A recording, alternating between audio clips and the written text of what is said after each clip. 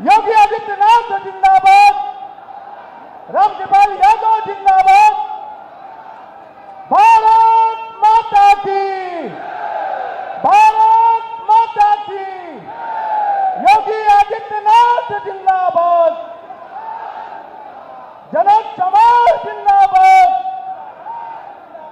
दोस्तों, हम लोगों के बीच में, धन्यवाद, हम लोगों के बीच में उत्तर प्रदेश के यशस्वी मुख्यमंत्री आदरणीय योगी आदित्यनाथ जी का दानापुर की पावन धरती पर अब स्वागत, उनका आगमन हो चुका है। एक बार जोरदार ताली बजा करके हमारे नेता, यशस्वी नेता योगी आदित्यनाथ जी का स्वागत करें। समय का ध्यान रखते हुए मैं आग्रह करना चाहूंगा अपने आदरणीय श्री रामकृपाल यादव जी का, जो हमारे यशस्वी मुख्यमंत्री आदरणीय योगी नाथ जी का प्रतीक चिन्ह और शॉल देकर के स्वागत करें। आदरणीय रामकृपाल यादव जी। भारत माता की, भारत माता की, योगी आदित्यनाथ जिंदाबाद, रामकृपाल यादव जिंदाबाद। तुम लोग बोलेंगे।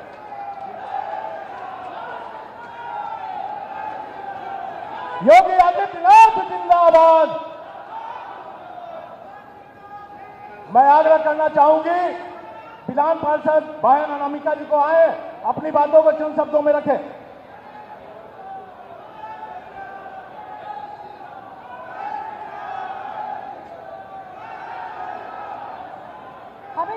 हेलो, ज्यादा कुछ मत कहिए, जिन्होंने राम मंदिर बनाया उनके लिए पूरी ताकत से कह दीजिए सियापति रामचंद्र की, सियापति रामचंद्र की। हमारा सौभाग्य, हम उस काल में पैदा हुए जब आदरणीय नरेंद्र मोदी जी जैसा ममता जिसके हृदय में हो, माँ जैसी, ऐसा हमारा नेता है, हमारे प्रधानमंत्री हैं। हम उस काल में पैदा हुए। उत्तर प्रदेश के हमारे आदरणीय आदित्यनाथ योगी जी, जब योगी कहा जाता है तो भारत की सनातन परंपरा में योगी का अर्थ होता है कि जो अपनी साधना से सबके लिए श्रेष्ठ प्रस्तुत कराए, जो ममता से भरा हो, संवेदना से भरा हो। ऐसे आदरणीय हमारे योगी जी यहाँ पर उपस्थित हुए हैं। और जब हम बिहार की बात करते हैं तो नीतीश कुमार जी, जो जन जन के नेता है, जिनके हृदय में बिहार बसता है, बिहारी बसते हैं। मैं कम शब्दों में अपनी बात कहूंगी, आदरणीय योगी जी से कहना चाहूंगी, जितना उत्तर प्रदेश के लोग आपको प्रेम करते हैं, सम्मान करते हैं, श्रद्धा रखते हैं, हम बिहार के लोग भी उससे ज्यादा आपके लिए प्रेम, सम्मान और श्रद्धा रखते हैं। भारतीय सनातन परंपरा में योगी ही होता है जो सबको एक नजर से देखते हैं। भाई रामकृपाल जी, जो यहाँ के हमारे उम्मीदवार हैं, सहज सरल व्यक्ति, एक बार मैं अपनी बात खत्म करूंगी, दोनों हाथ उठा के ताकत से बता दीजिए कि वो आए हैं उत्तर प्रदेश से। कहाँ आए हैं? जानकी जी के परिवार में आए हैं। सियापति रामचंद्र की, सियापति रामचंद्र की। बहुत बहुत धन्यवाद बहन अनामिका जी। अब मैं आपके दानापुर के लाल, यहाँ आपके दानापुर के प्रत्याशी, एनडीए के प्रत्याशी बड़े भाई रामकृपाल यादव जी से आग्रह करूंगा। हम लोगों के बीच में बिहार सरकार के आदरणीय मंत्री बड़े भाई जनक राम जी उपस्थित है, उनसे मैं आग्रह करूंगा कि आए और इस लोकतंत्र के महापर्व में उपस्थित जो हमारे सामने भगवान बैठे हैं उनको संबोधित करें। भारत माता की, भारत माता की।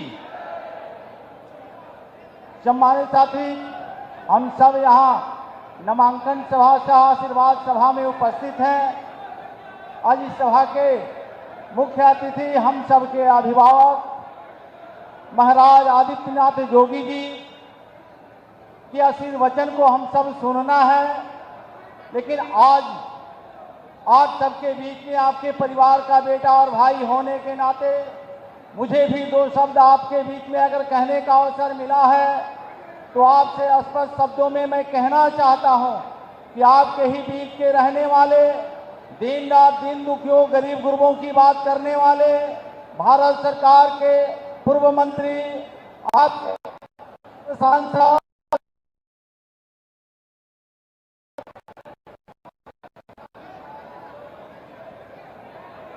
रहा है।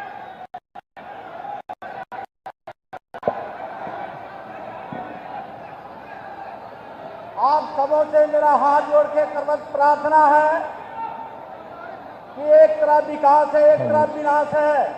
विकास के गति को और धारदार बनाना है और ताकत देना है, और ये ताकत देने के लिए लोकतांत्रिक आपके हाथों में एक वोट का अधिकार है। विरोधी दल के नेता आपके बीच में आकर के संविधान को दिखा करके, खास करके कमजोर वर्ग के लोग, दलित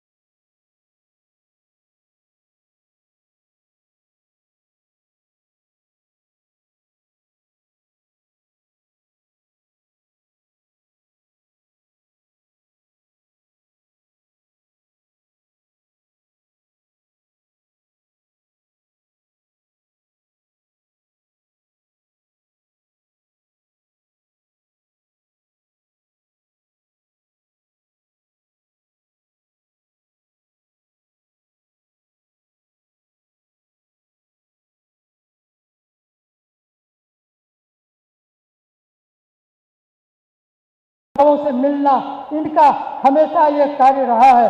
इसलिए मैं आप समों से आग्रह करता हूं, मात्र 20 दिन का समय है। 20 दिन के बाद ही आप इस दानापुर के भविष्य का फैसला लेने जा रहे हैं। इसलिए आप सभी लोगों से है कि 10 या 20 दिन जो है चैन से नहीं रहते हुए दिन रात मिल करके दानापुर के बनाने के लिए, दानापुर के भविष्य को उज्जवल बनाने के लिए आप सभी लोग मिलजुल के काम करेंगे, यह मैं आशा करता हूं। और किसी कविता के साथ युवकों को आशा करता हूं, युवकों की उड़ती धड़कन में आज धधकती आग चाहिए, करके दृढ़ संकल्प उसे के पूर्ति हेतु फिर त्याग चाहिए। ले पावन संकल्प हृदय में, ले पावन संकल्प हृदय में, चट्टानों से टकरा जाओ, मार्ग तुम्हारा रोक रहा जो उसे गिराओ मत घबराओ। मार्ग तुम्हारा रोक रहा है, उसे गिराओ मत घबराओ। तुम चाहो तो पर्वत हिल जाए, तुम चाहो तो धरती कांपे, तुम चाहो तो अंबर गिर जाए, तुम चाहो चरण तुम्हारा सागर नापे। ज्वाला सोया ज्वालामुखी जगा दो, बाधाओं के चिंता छोड़ो, मन में दृढ़ संकल्प संजो कर जन जन को आपस में जोड़ो। वीर तुम्हारे उड़ती धड़कन में कुछ ऐसी आग चाहिए। इसलिए आप सबसे आग्रह करते हैं, आप सभी लोग बाधाओं की चिंता छोड़ते हुए और दृढ़ता के साथ मिल करके कार्य करते हुए और भारी बहुमत से श्री राम कृपाल यादव जी को विजयी बनाएंगे। यह आपके हाथ में है, यह दानापुर के भविष्य का बनाना आपके हाथ में है। इसलिए मैं आशा करता हूं कि आप सभी लोग ऐसा कार्य करेंगे ताकि भारत आगे बढ़े। यह कहते हुए एक ऋग्वेद का एक मंत्र है, प्रेता जायत नर इद्रो व सर्व यक्षतु उग्र व संतु बहावहे दृश्या यथा सत। हे वीर पुरुष आगे बढ़ो, हे वीर पुरुष आगे बढ़ो, विजय प्राप्त करो। इंद्र स्वरूप प्रभु तुम्हें सुख और रक्षा प्रदान करें। आपकी भुजाएं उग्र हो जिससे तुम कभी पराजित न हो। अजय बनो, अजय बनो, यह मैं आशा करता हूँ और प्रभु से प्रार्थना करता हूँ। कृपाल जी के परम मने आशा और परमपिता परमेश्वर से इनकी आगे बढ़ने की और आशा करूँ। आप सभी लोगों से हाथ जोड़ के प्रार्थना करता हूँ, आप सभी लोग दानापुर के भविष्य को उज्जवल बनाने के लिए श्री राम कृपाल यादव जी को भारी बहुमत से विजयी बना करके और दानापुर को विकास में इनका योगदान, भारी योगदान रहेगा, क्योंकि यह तो केंद्र में मंत्री रह चुके, केंद्र में भी समूचा पहचान है, प्रदेश में पहचान है, इसलिए केंद्र की योजना, प्रदेश की योजना सब दानापुर में लाकर कार्य करेंगे, दानापुर का विकास करेंगे। इसलिए आप सभी लोग निश्चित करके और कर्मठता के साथ 20 दिन परिश्रम करते हुए कार्य करें। इन्हीं शब्दों के साथ, आशा और विश्वास के साथ कि माननीय राम कृपाल जी भारी बहुमत से विजयी बनावेंगे। आप सबों के आशीर्वाद से, आप सबों के सहयोग से, इन्हीं शब्दों के साथ बहुत बहुत धन्यवाद। जय भारत। बहुत बहुत धन्यवाद अभिभावक। अब मैं सीधा आग्रह करना चाहूंगा आपके पाटलिपुत्रा लोकसभा के लाल और हमारे दानापुर के एनडीए प्रत्याशी, हम युवाओं के प्रेरणा के स्रोत दानापुर का नेतृत्व करेंगे आने वाले दिनों में। एक बार जोरदार नारा लगाएंगे, राम कृपाल यादव जिंदाबाद।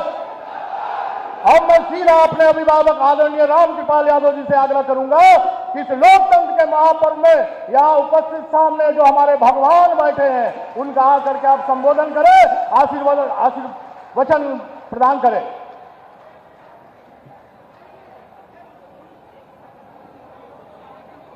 बोलो बोलो भारत माता की। ये आवाज है पटना वालों का, दानापुर वालों का, जब लगाइए भाई। जय जय श्री राम, जय जय श्री राम, भारत माता की, भारत माता की। हमारे लोकप्रिय नेता की जयकार के लिए आदरणीय योगी जी की। माननीय अध्यक्ष जी, मंच के संचालन करता, माननीय अध्यक्ष रजनीश जी, मंच के संचालन करता भाई अतुल जी, हम सब लोगों के जनप्रिय नेता, राष्ट्र के नेता, एक अपनी अलग पहचान रखने वाले नेता, उत्तर प्रदेश के यशस्वी मुख्यमंत्री, हम सब लोगों के योगी आदित्यनाथ जी, और मंच पर बैठे हुए सभी मंच पर सम्मानित अतिथिगण, माननीय आदरणीय राज्यसभा के मेंबर भीम सिंह जी, माननीय मंत्री जनकराम जी, बहना नामका जी, सभी पार्टी के अन्य सम्मानित नेतागण एनडीए के, और सभी दानापुर की जनता की, महान जनता के कार्यकर्ताओं के प्रति हम आभार व्यक्त करना चाहते हैं। मैं समझता हूं कि सबसे पहले हम सबके प्रति आभार व्यक्त करना चाहते हैं अपने सम्मानित नेताओं का, और खास तौर पर आप लोगों का। विधानसभा का चुनाव हो रहा है दानापुर का, और ये प्रथम फेज में चुनाव है। आप सभी जनता का मैंने लगातार सेवा किया है सांसद के रूप में। अब ऐसा पार्टी ने, एनडीए ने मुझे यहां आपके बीच में विधानसभा का उम्मीदवार भेजा है। हम अपने सभी नेतृत्वकर्ता का आभार व्यक्त करता हूं जिन्होंने सेवक के रूप में, जैसा मैंने काम किया है, पुनः सेवा करने का मौका आप सब देने जा रहे हैं, मुझे ऐसा विश्वास है। आप सभी लोग जानते हैं 24/7 वाले लोग हैं, रात दिन आपकी सेवा करता रहा हूं, सेवक के रूप में, कोई शासक के रूप में नहीं। कोई ऐसा व्यक्ति और कोई ऐसा आम लोग है जो मेरे दरवाजे से कभी खाली गया होगा। और लगातार कई वर्षों तक आपने मुझे अपना आशीर्वाद दिया है। दानापुर की जनता, मैं चुनाव में हारा भी हूं, जीता मैं हूं, मगर दानापुर की महान जनता अपना आशीर्वाद, अपना प्रेम, अपना स्नेह अपने इस बेटे को, अपने सेवक को देने का काम किया है। मुझे पूरा भरोसा है कि आप सब लोगों का पुनः आशीर्वाद मिलेगा। पार्टी ने मुझ पर विश्वास व्यक्त किया है, और आपकी ताकत ही पार्टी की ताकत है, एनडीए सरकार की ताकत है। माननीय मुख्यमंत्री नीतीश कुमार जी और माननीय प्रधानमंत्री जी मोदी जी निश्चित तौर पर पटना के विकास में, दानापुर के विकास में और बिहार के विकास में एक अनोखी पहल करके गड्ढे से ऊपर उठाने का काम किया है। हर घर, हर दरवाजे तक विकास की रोशनी ले जाने का काम किया है। मैं समझता हूं कि पिछले 5 साल में आपने देखा होगा यहाँ के जो माननीय विधायक हैं उनका क्या कार्यक्रम रहा। लगातार आपको ठगने का काम किया है, आपके बीच में नहीं रहे हैं। वो लगातार आपकी समस्याओं को दूर करने में एक पैसे का भी इंटरेस्ट लेने का काम नहीं किया। जो विकास था वो केंद्र की सरकार और राज्य की सरकार का था और हमारे प्रयास से काम दानापुर की जनता तक पहुंची है। मुझे पूरा भरोसा है कि दानापुर पिछले 5 साल से ठगाया है, विधायक के रूप में भी, अब तो सांसद के रूप में भी आप दोबारा ये एहसास किए होंगे और दोबारा ऐसे लोगों को मौका दानापुर की महान जनता नहीं देगी, इसे मुझे पूरा भरोसा है। इसलिए आप सब लोगों से मैं आशीर्वाद मांगने आया हूं, आपका प्यार और स्नेह मांगने आया हूं, आपका आशीर्वाद मांगने आया हूं। आप अपना आशीर्वाद, प्यार, स्नेह जैसे पहले देते रहे हैं आप दे करके मुझे पुनः दानापुर की जनता का सेवा का मौका मिले। सेवक के रूप में यही आग्रह करता हूं। अपने तमाम सम्मानित अतिथियों का स्वागत करते हुए, आपका स्वागत करते हुए, आभार व्यक्त करते हुए हाथ जोड़ के प्रार्थना करता हूं कि पुनः आप अपनी कृपा, अपना आशीर्वाद मुझे दीजिए ताकि हम आपकी जो विकास की गति बिल्कुल बंद हो गई थी उसको मैं बढ़ाने का काम करूं। इन्हीं चंद शब्दों के साथ आप अपना आशीर्वाद देंगे और कमल का बटन दबाएंगे, ऐसा मुझे पूरा भरोसा है। कमल तो दबाते ही रहे हैं, एनडीए की जीत होती रही है और पुनः होगी। इसी विश्वास के साथ हम आप सब लोगों के प्रति आभार व्यक्त करते हुए और पुनः आग्रह करते हुए कि अपना आशीर्वाद मुझे इस चुनाव में पुनः देने का काम कीजिएगा ताकि आपके विकास के रफ्तार जो बंद हो गए हैं उसको मैं तेजी से बढ़ाने का काम करूं और आपकी समस्या जिसको मैं जानता रहा हूं उसको दूर करने का काम करूं। इन्हीं चंद शब्दों के साथ आप सब लोगों को प्रणाम करते हुए अपनी बात समाप्त करते हैं। जय हिंद, जय भारत। बहुत बहुत धन्यवाद आदरणीय बड़े भाई रामकृपाल यादव जी। लेकिन जो व्यक्तित्व हमारे दानापुर की धरती में आए हैं उनके के लिए एक लाइन बोल करके मैं उनको संबोधन के लिए बुलाऊंगा। मैं बोलना चाहता हूं कि आदरणीय योगी आदित्यनाथ जी के नाम का असर देखा हूं, आदरणीय योगी आदित्य ने नाम का असर देखा हूं, देश के दुश्मनों के आंख में उनका डर देखा हूं, नए उत्तर प्रदेश का निर्माण देखा हूं, उत्तर प्रदेश को फिर से राम राज्य स्थापित करने का भी काम देखा हूं। दोस्तों, हम लोगों के बीच में हमारे प्रभु राम को अयोध्या में स्थापित करने वाले वैसे योगी आदित्यनाथ जी आपके दानापुर में उपस्थित हुए हैं। एक बार नारा लगाएंगे, जय श्री राम, जय श्री राम। हम लोग के दानापुर के धरती में संत का आगमन हो गया है, दानापुर से पापियों का अंत होगा। आदरणीय योगीनाथ जी आपको आपके बीच में आपको संबोधित करेंगे। बहुत बहुत धन्यवाद। भारत माता की, भारत माता की। बहनों और भाइयों, ये बिहार की आवाज नहीं लग रही है, अपनी आवाज को पूरे बिहार तक पहुंचाइए। भारत माता की, भारत माता की, भारत माता की।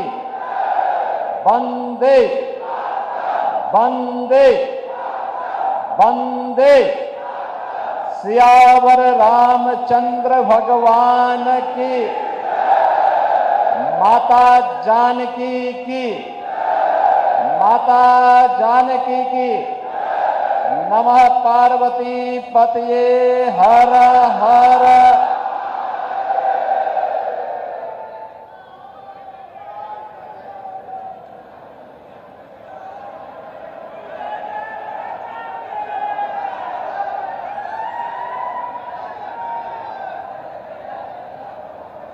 संसद में लंबे समय तक हम लोगों के सहयोगी के रूप में जिन्होंने इस दानापुर क्षेत्र का प्रतिनिधित्व भी किया और विकास में भी योगदान दिया, ऐसे लोकप्रिय नेता, पूर्व केंद्रीय मंत्री श्री राम कृपाल यादव जी के नामांकन कार्यक्रम में आज मुझे आप सबके बीच में आप सबसे संवाद करने का सौभाग्य प्राप्त हो रहा है। इस अवसर पर मंच पर उपस्थित भारतीय जनता पार्टी के बहुत वरिष्ठ नेता, पूर्व राज्यपाल सम्मान्य श्री गंगा प्रसाद चौरसिया जी, फुलवारी विधानसभा क्षेत्र से प्रत्याशी श्री श्याम रजक जी, बिहार सरकार के मंत्री श्री जनक राम जी, राजस्थान के वरिष्ठ नेता सम्मान्य श्री राजेंद्र सिंह राठौर जी, दिल्ली विधानसभा के माननीय सदस्य श्री अनिल शर्मा जी, विधान परिषद सदस्य श्रीमती अनामिका सिंह पटेल जी, पूर्व विधायक ससीम गोयल जी, भारतीय जनता पार्टी पटना ग्रामीण के जिलाध्यक्ष श्री रजनीश कुमार जी, लोजपा के जिलाध्यक्ष श्री चंदन यादव जी, जदयू के जिलाध्यक्ष श्री आसिफ आलम जी,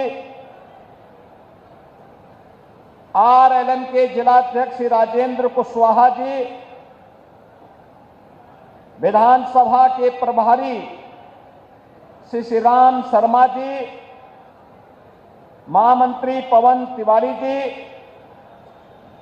और इस कार्यक्रम का संचालन कर रहे श्री अतुल कुमार जी, आज के इस नामांकन कार्यक्रम में उपस्थित हजारों की संख्या में दानापुर विधानसभा क्षेत्र से जुड़े हुए एनडीए के हमारे सभी पदाधिकारी, कार्यकर्ता, बहनों और भाइयों, मैं सबसे पहले बिहार की इस पावन धरा को, जिस पावन भूमि को मां जानकी की पावन भूमि के रूप में, भगवान बुद्ध की ज्ञान भूमि के रूप में, भगवान महावीर की जन्मभूमि के रूप में, लोकतंत्र की जननी के रूप में जाना जाता है, इस पावन धरा को कोटि कोटि नमन करते हुए आप सभी का मैं हृदय से अभिनंदन करता हूं। बहनों और भाइयों, ये मेरे लिए अत्यंत सौभाग्य का विषय है कि दीपावली और छठ महापर्व के पूर्व मुझे अपने पुराने साथी श्री राम कृपाल यादव जी के नामांकन कार्यक्रम में भाग लेकर के दानापुर में आने का अवसर प्राप्त हुआ, क्योंकि दानापुर इसकी अपनी महत्ता है। आप भारत के महान गणतज्ञ और जिनके नाम पर भारत ने अपना उपग्रह छोड़ा था, ऐसे आर्यभट्ट का नाम जानते होंगे। ये दानापुर उनकी जन्मभूमि भी है।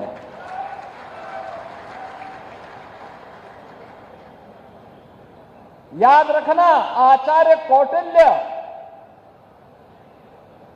चंद्रगुप्त मौर्य और अशोक महान जैसे महाप्रतापी राष्ट्र शिल्पियों को देने वाला हमारा यह बिहार और गुरु गोविंद सिंह जी महाराज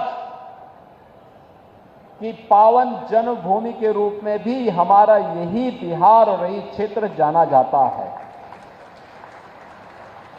गुरु गोविंद सिंह जी ने कहा था कि देहु सिवावर मोही है, शुभ कर्मन ते कबहू न टरो। यानी गुरु गोविंद सिंह जी का यह अमर वाक्य आज भी हर भारतीय को एक नई प्रेरणा प्रदान करते हैं। और ये यहां की धरती इस बात की गवाह है कि गुरु गोविंद सिंह जी महाराज जब पटना साहिब से उनको बाहर जाना हुआ तो पहला पड़ाव यही दानापुर उनका रहा है। बचपन में उनका पहला पड़ाव यही दानापुर बना था। आज उस दानापुर में मुझे भी आने का सौभाग्य प्राप्त हुआ है। बहनों और भाइयों, उत्तर प्रदेश और बिहार का संबंध ये केवल एक संबंध नहीं है, एक साझी विरासत है, एक आत्मा का संबंध है, एक संस्कृति का संबंध है और एक संकल्प का भी संबंध है। ये संबंध उसी प्रकार से टूट है जैसे भगवान राम और मां जानकी का संबंध अटूट है। उसी प्रकार का संबंध उत्तर प्रदेश और बिहार का है। उन संबंधों को मजबूती प्रदान करने की दृष्टि से आज डबल इंजन की सरकार बिहार में फिर से स्थापित हो और डबल इंजन सरकार में बिहार की गति डबल स्पीड से आगे बढ़ती हुई दिखाई दे। जो कार्य पिछले 20 वर्षों में माननीय श्री नीतीश कुमार जी के नेतृत्व में डबल इंजन की एनडीए की सरकार ने करके दिखाया है, वह गति, वह स्पीड इसी प्रकार से बनी रहे, इसके लिए अपने बिहार के बहनों और भाइयों का आह्वान करने के लिए आज मैं यहां दानापुर से आह्वान करने के लिए आपके बीच में आया हूं। बहनों और भाइयों, कौन नहीं जानता है 1990 से 2005 तक बिहार का जंगल राज और परिवारवाद आपने देखा होगा।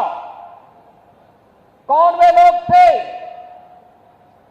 जिन्होंने बिहार की ज्ञान भूमि को, बिहार की इस आध्यात्मिक ज्ञान भूमि को परिवारवाद और अपराध की भूमि बना करके यहां के हमारे नौजवानों के सामने पहचान का संकट खड़ा कर दिया था। यहां विकास के नाम पर उस कालखंड में किस प्रकार की अराजकता फैलाई गई थी, एक किसी से छुपा हुआ नहीं। विकास के नाम पर यहां पर पेशेवर गुंडे और माफियाओं को सत्ता का संरक्षण 1990 से 2005 के बीच में प्रदान करके पूरे बिहार के विकास को बाधित कर दिया गया था। बिहार के नागरिकों के सामने, बिहार के नौजवानों के सामने पहचान का संकट खड़ा हो गया था। हर वह व्यक्ति बिहार से प्लान कर रहा था जिसके मन में एक भाव था बिहार के बारे में कुछ करने की, बिहार को आगे बढ़ाने की और बिहार की अपनी उस परंपरा को जिसने कभी भारत को नेतृत्व दिया था, भारत के स्वर्ण युग को लाने का अवसर जिस बिहार ने दिया था, अपने पूर्वजों की स्थापना को पुनर्स्थापित करने का जो जज्बा था, उस जज्बे को उस कालखंड में किस प्रकार से रौंदने का काम हुआ था, यह किसी से छुपा हुआ नहीं। और इसीलिए पिछले 20 वर्ष में बिहार को उस कलंक से मुक्त करने का काम एनडीए की सरकार ने जिस प्रभावी ढंग से किया है, आज डबल इंजन की ये भारतीय जनता पार्टी एनडीए की सरकार बिहार के अंदर उसको और प्रभावी ढंग से आगे बढ़ाने के लिए इस चुनाव में फिर से बिहार वासियों का आह्वान करने के लिए आई है। बहनों और भाइयों, अब बिहार में यहां के विकास को कोई बाधित नहीं कर सकता। यह अपराध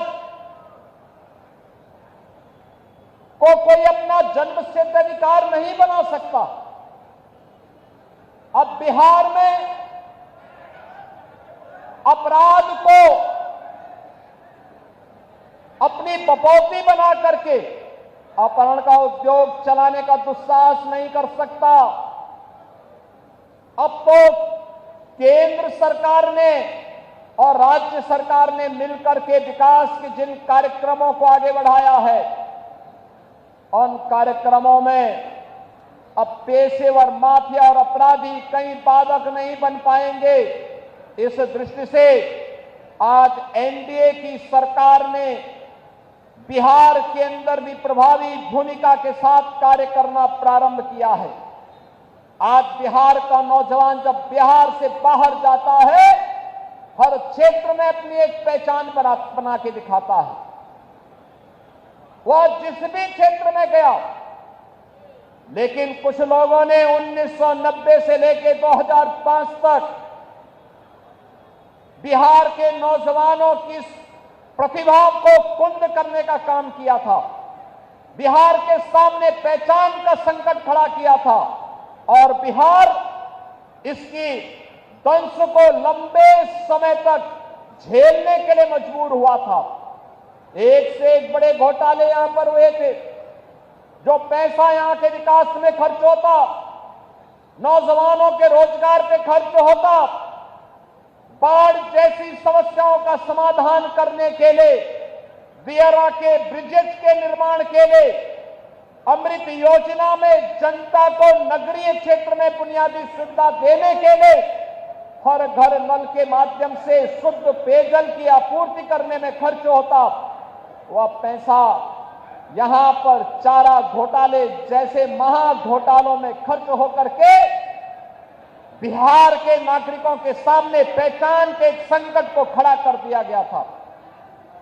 अब वह पहचान का संकट एनडीए की सरकार ने बिहार से समाप्त किया है। आज बिहार का नौजवान हर एक क्षेत्र में अपनी पहचान के साथ आगे बढ़ रहा है। आज बिहार में आधुनिक इंफ्रास्ट्रक्चर दिखाई दे रहा है। अब बिहार में विकास की इस दौड़ में बिहार की इस नई प्रतिस्पर्धा को बाधित करने के लिए फिर से आरजेडी और कांग्रेस में और उनके सहयोगी दलों में, इंडी गठबंधन में फिर से एक उन्होंने शरारत शुरू की है।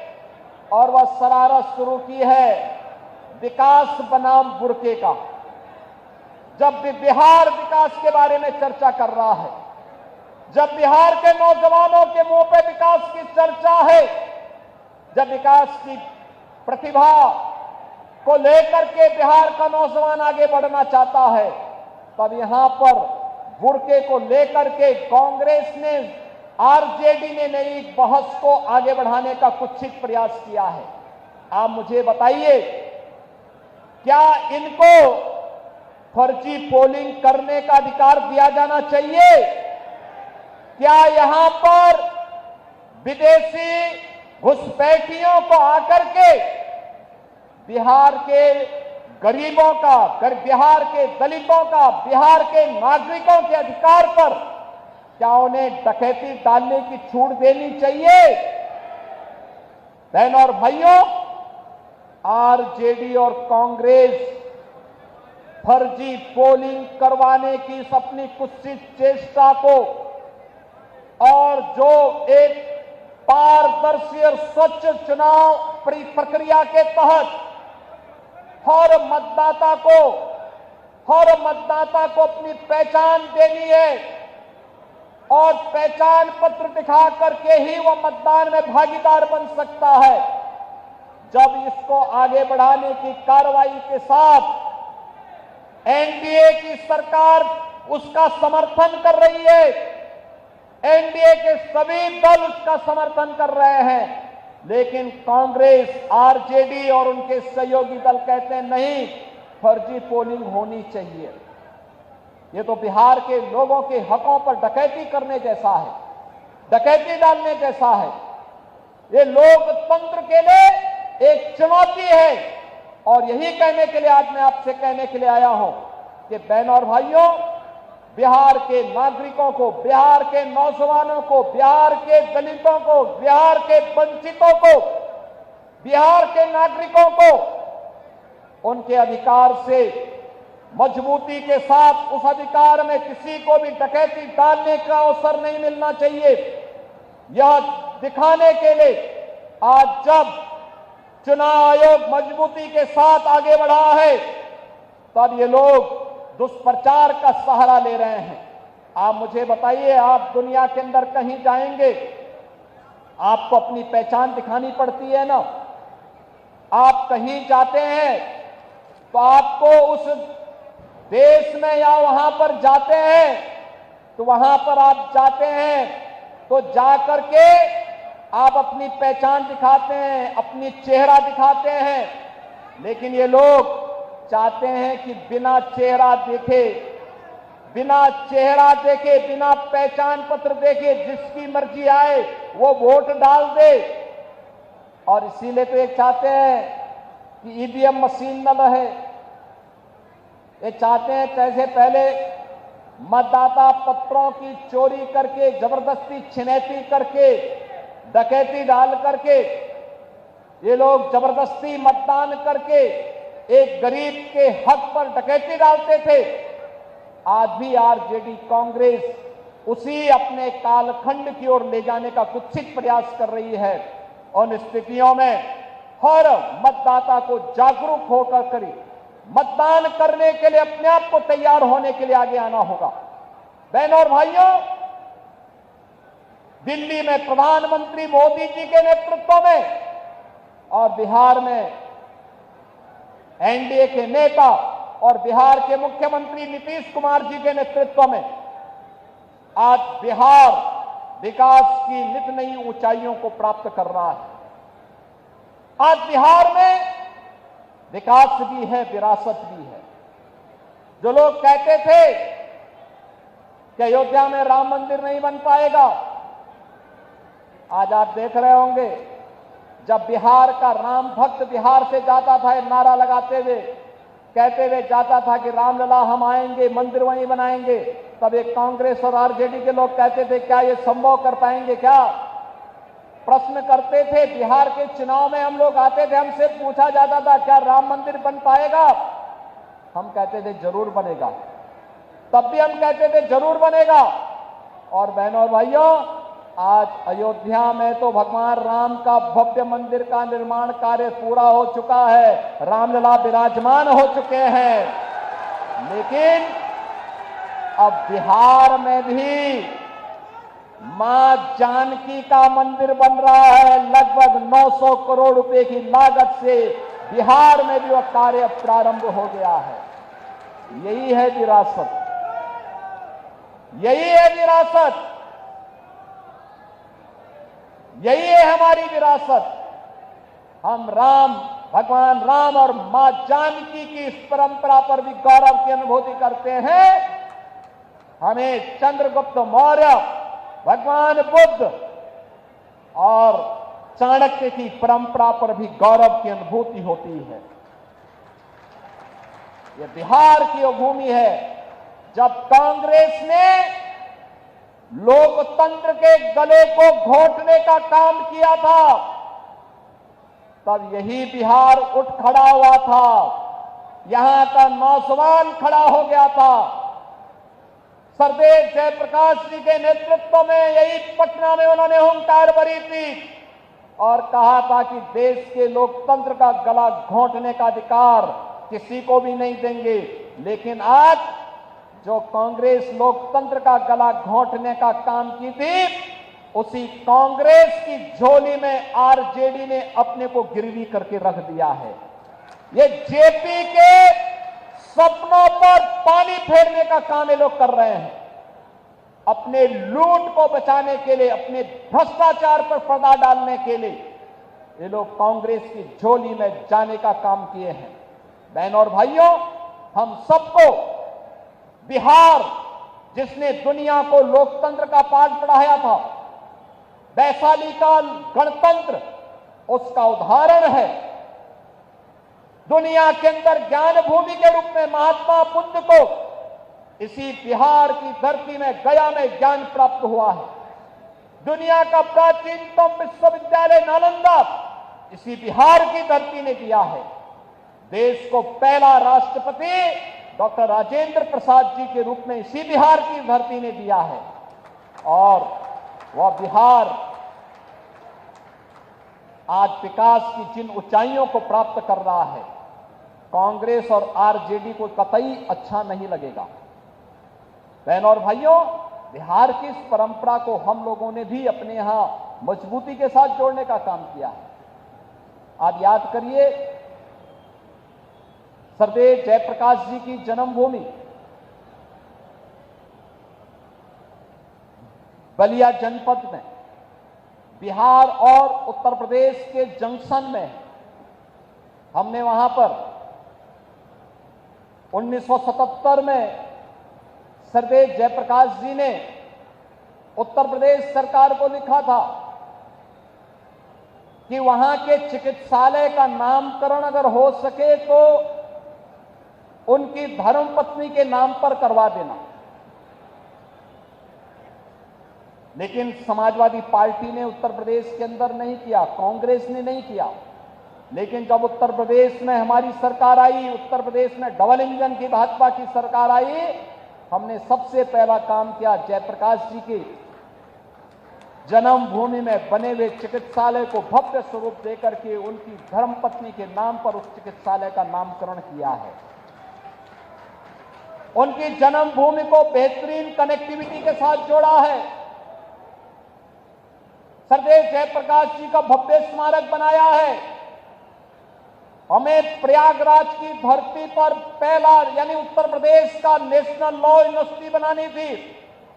लोगों ने कहा किस नाम से बनेगा? मैंने कहा देश के पहले राष्ट्रपति डॉक्टर राजेंद्र प्रसाद जी के नाम पर बनेगा।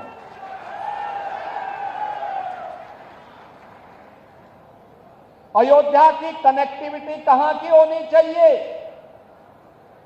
हमने कहा पहली कनेक्टिविटी उत्तर प्रदेश की अयोध्या की सीतामढ़ी के लिए होनी चाहिए और हम लोगों ने उसको राम जानकी मार्ग के रूप में, उसे 4 लेन के रूप में हम लोग उसको मजबूती के साथ आगे बढ़ाने का काम कर रहे हैं।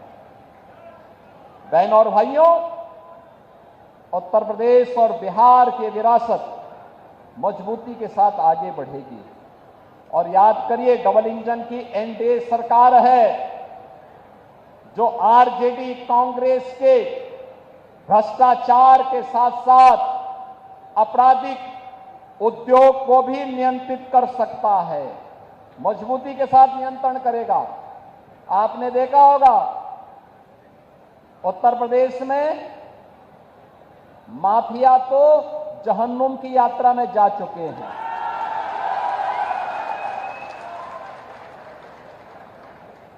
उत्तर प्रदेश में बड़े बड़े जो दुर्दांत अपराधी पहले अपने आप को छाती ठोक करके अपहरण उद्योग में लिप्त थे,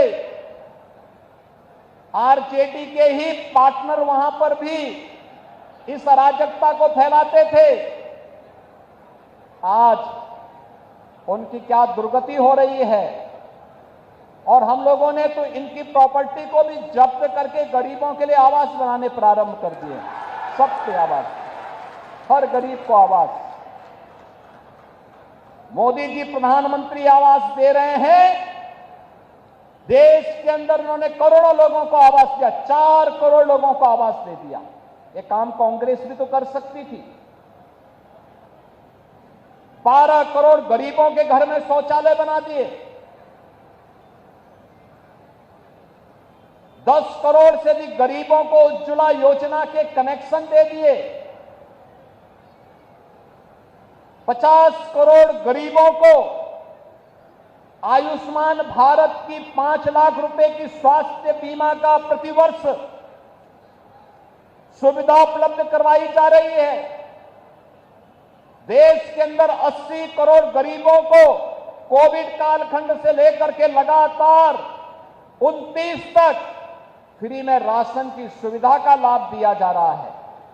बहनों और भाइयों, ये काम कांग्रेस भी कर सकती थी, लेकिन गरीब कल्याण न कांग्रेस के एजेंडे में था, न आरजेडी के एजेंडे में।